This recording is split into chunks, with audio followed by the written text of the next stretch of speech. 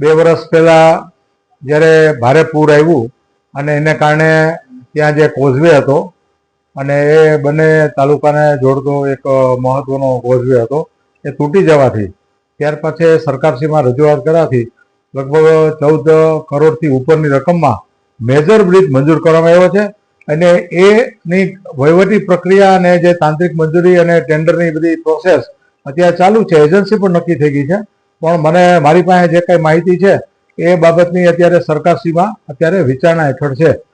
જ્યારે એ કામગીરી સરકારશ્રીમાં મંજૂરી, તાંત્રિક મંજૂરી વગેરે પૂરી થશે એટલે કામ શરૂ થશે. 14 કરોડ 12 લાખ રૂપિયાનો પુલ મંજૂર થયો છે, હાલ કામગીરી ચાલુ નથી.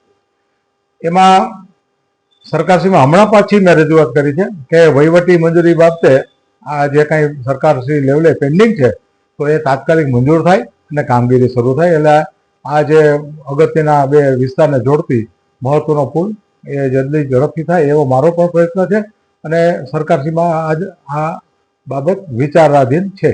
સાહેબ, આ 20-25 ગામોને જોડતો જે રસ્તો છે તે હાલ અત્યારે બંધ છે, લોકોને પરેશાની પડી રહી છે.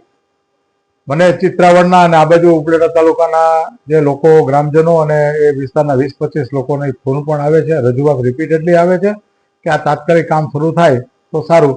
તો એ બાબતે પણ મેં સરકારમાં ધ્યાન દોર્યું છે અને ચીફ એન્જિનિયર અને ચીફ સચિવ, મુખ્ય સચિવ શ્રી છે આરએનબીના, એનું પણ ધ્યાન દોર્યું છે કે તાત્કાલિક આ કામગીરી મંજૂર થાય એના કામ આગળ વધે. સાહેબ, આપના તરફથી કોઝવેના રૂપિયા મંજૂર કરાવી લાવ્યા છતાં આરએનબી દ્વારા હજુ કામ ચાલુ નથી કરવામાં આવ્યું.